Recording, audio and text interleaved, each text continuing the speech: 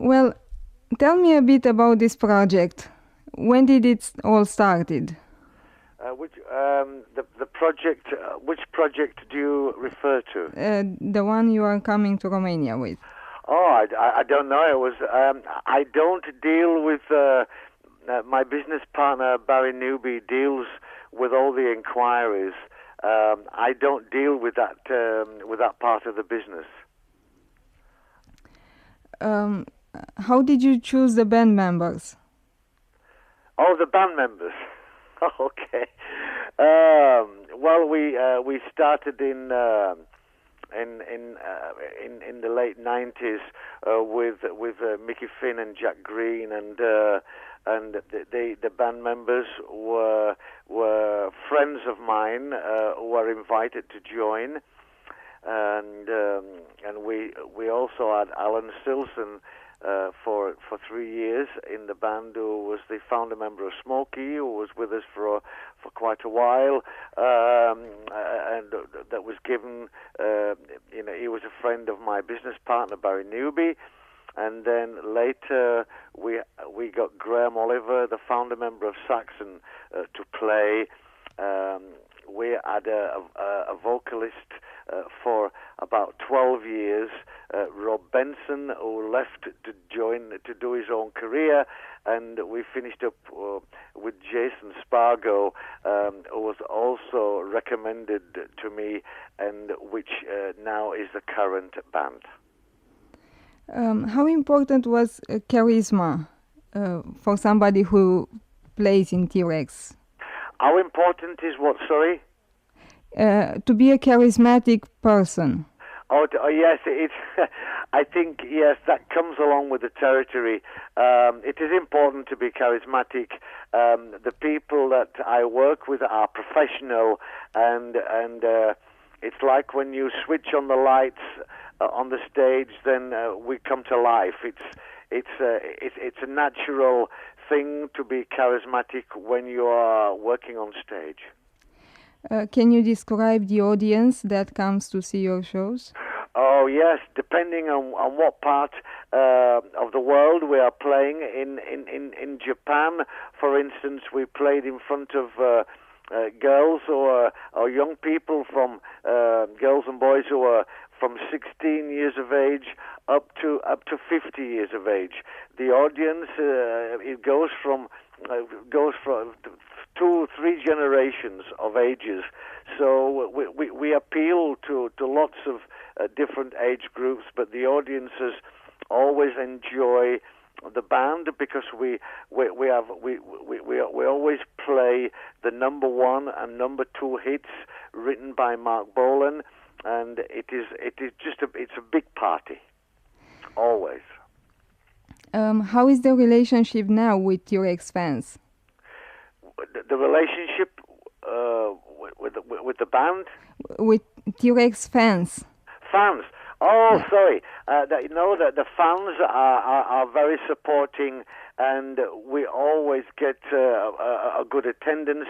They are curious to hear, the T.Rex in the 21st century, and we always have very, very good shows. Do you prefer to play in small or large venues?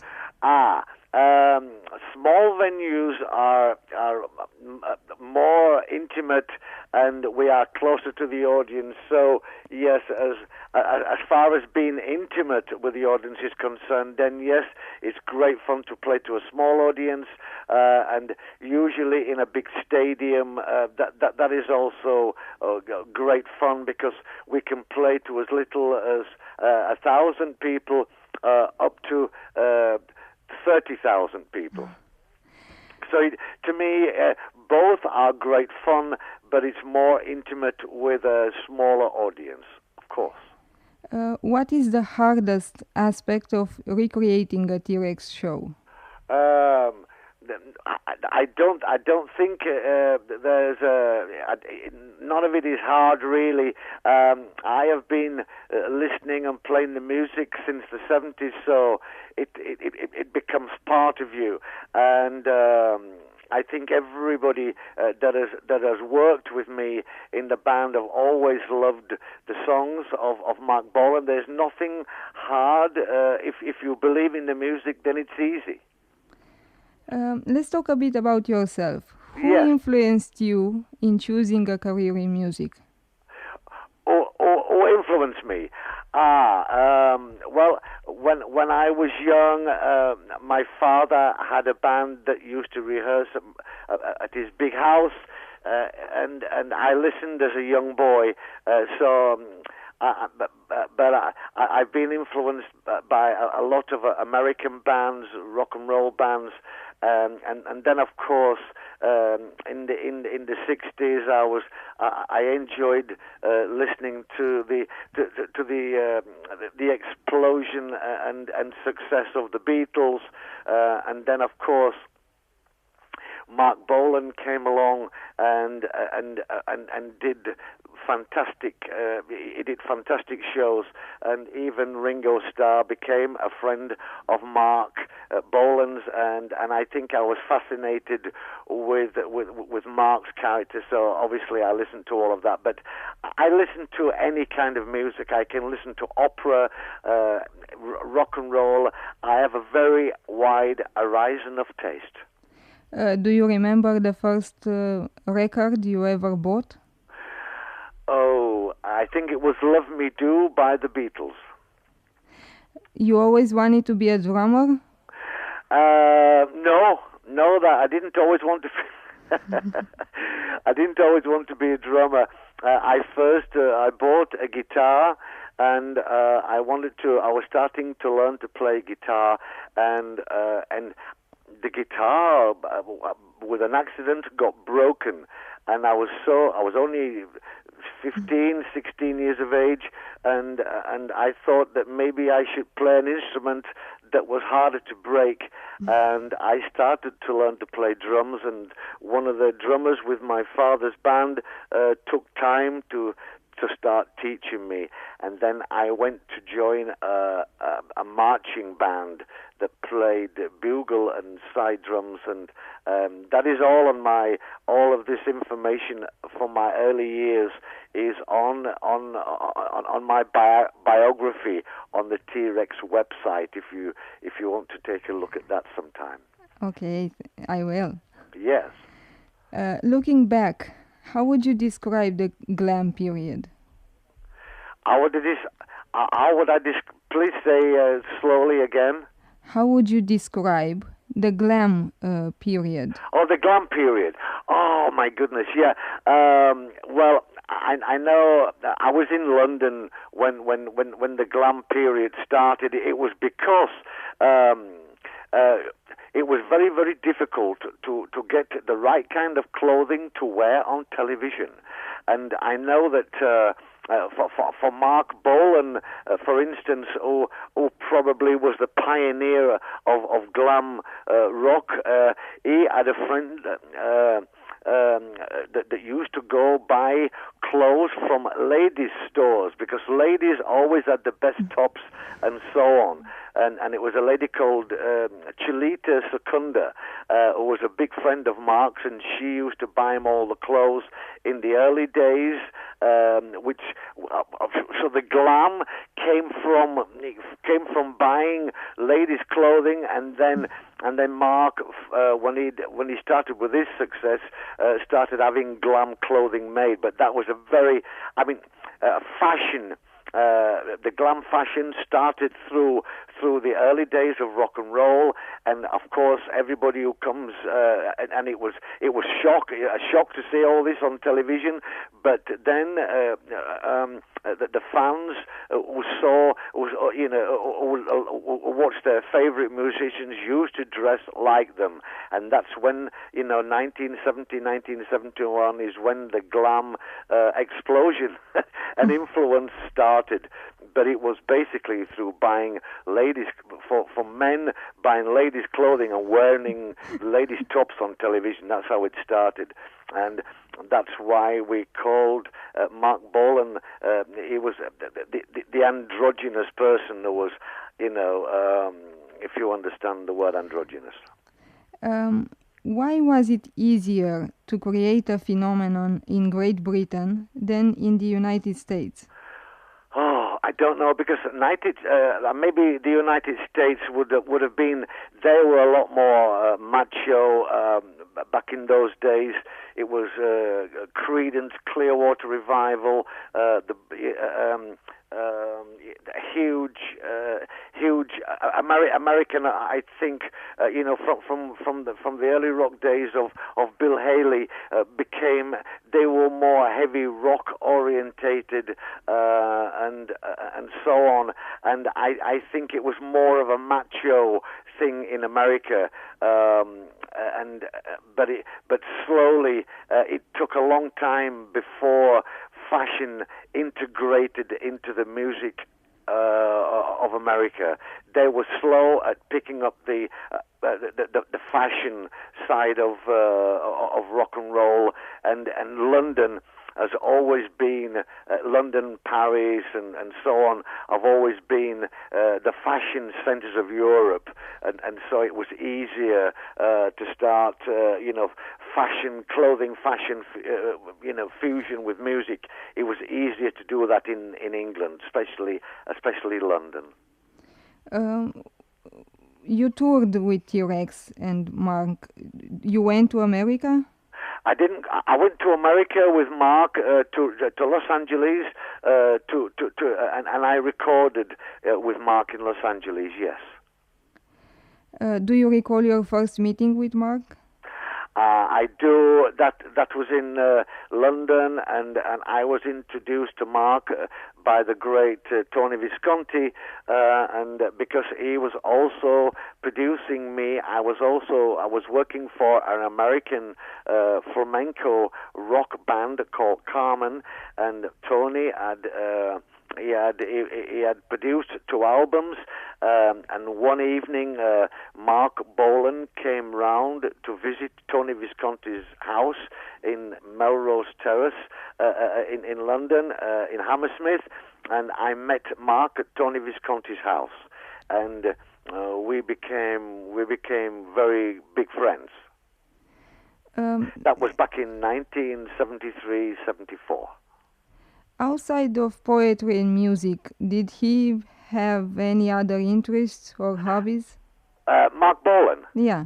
I think as a young guy, from being a teenager, I don't think he didn't have any hobbies. He always wanted to be a rock star.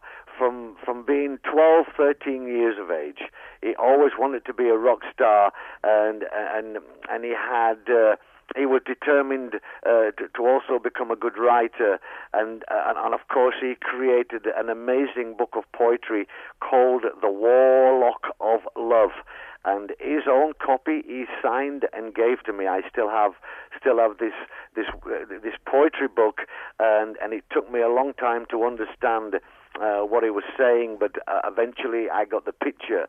So I think his life was to do with acting, was to do with being a television, he had his own show on television called The Marc Show that was produced by a lady called Muriel Young.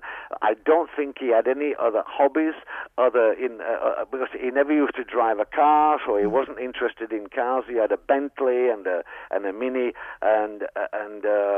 but his interest, as far as I was aware, was he used to collect incredible clothes and he used to write all those incredible songs, and I think that was absolutely amazing because back in the 70s there weren't too many people that had hits writing their own songs.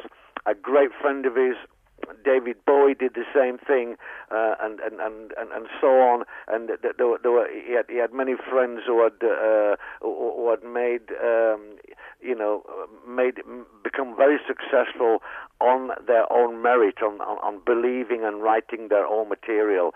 That is absolutely monolithic, and I think that's why Marc Bolan will be remembered for the rest of time. He didn't drive car. No. But he wrote a lot of songs about cars. Yes, of course, Jeepster and so on. Of course he did. Yeah, I think he was.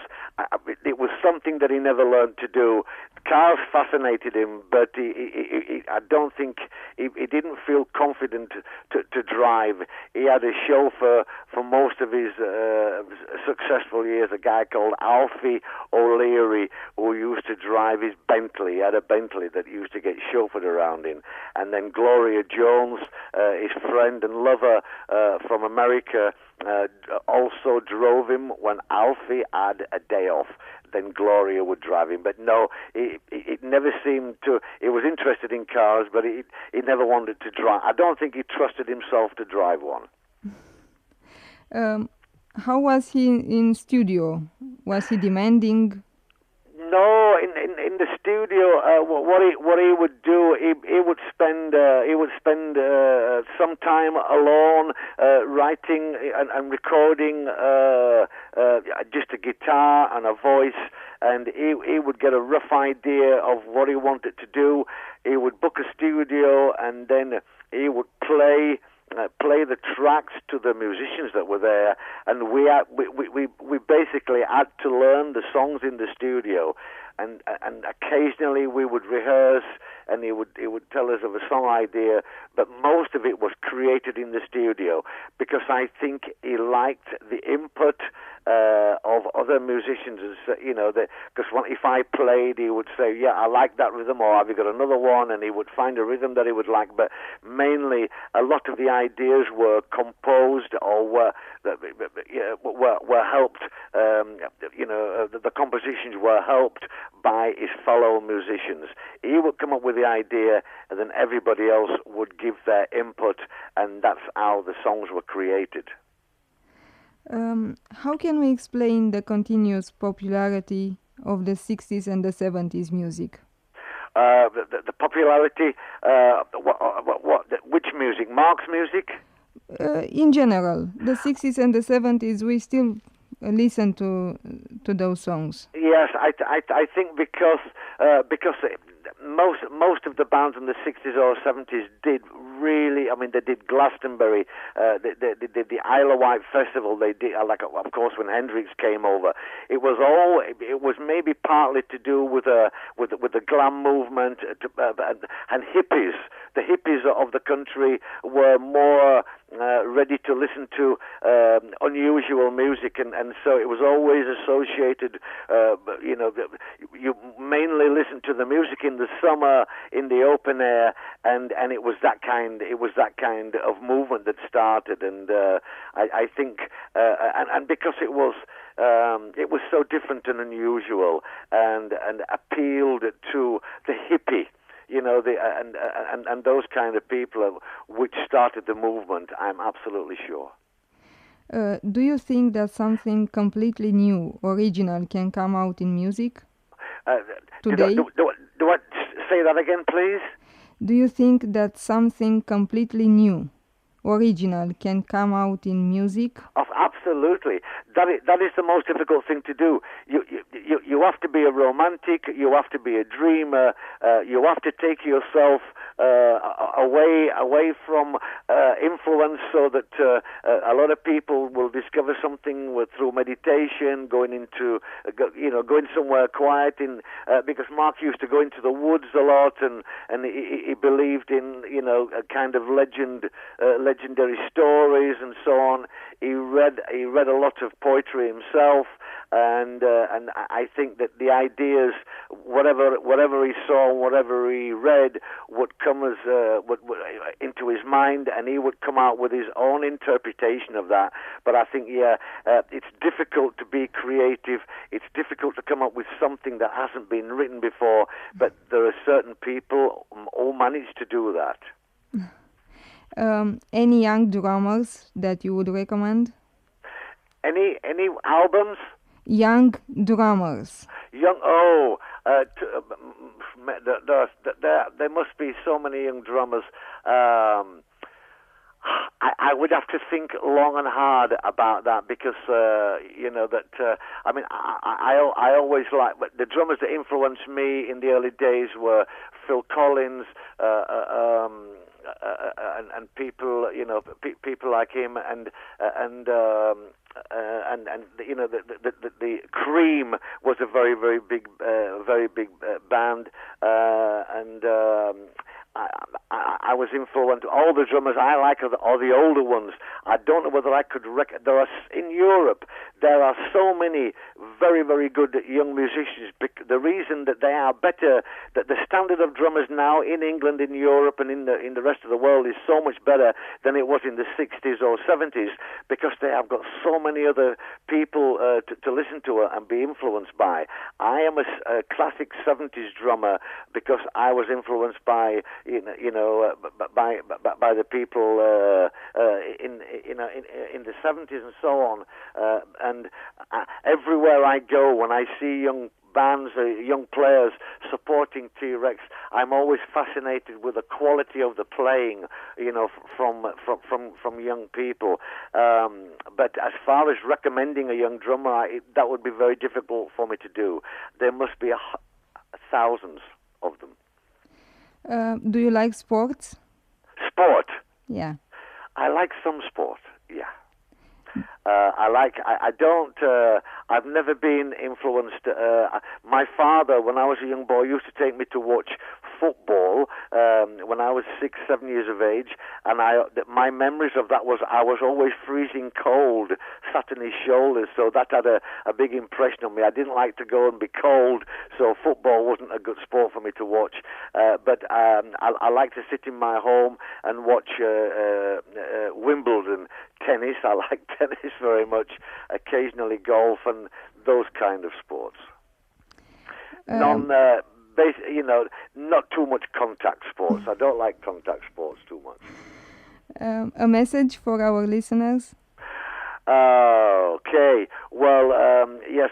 First of all, thank them for listening, and I do hope that some of them can come along to watch the show, and I am sure they will be impressed with what we do, and they will have a good memory of our show that we play for them. Absolutely, and thank them for listening. Thank them for coming along. I can, if they want to take, if whilst I'm there, anybody wants to talk to me or interview me, I am prepared to answer any question from any fan that will turn up to our show. Thank you very much, Paul. Looking forward for that. We'll be there. Are you going to be there? We will. So I can see you in person? Yes. That will be exciting for me. For me, more exciting. Okay, well, yes, we play the show because we love the music, and we play from the heart and not from the head. That's great. Okay. Thank you very much. You're very welcome. Bye-bye.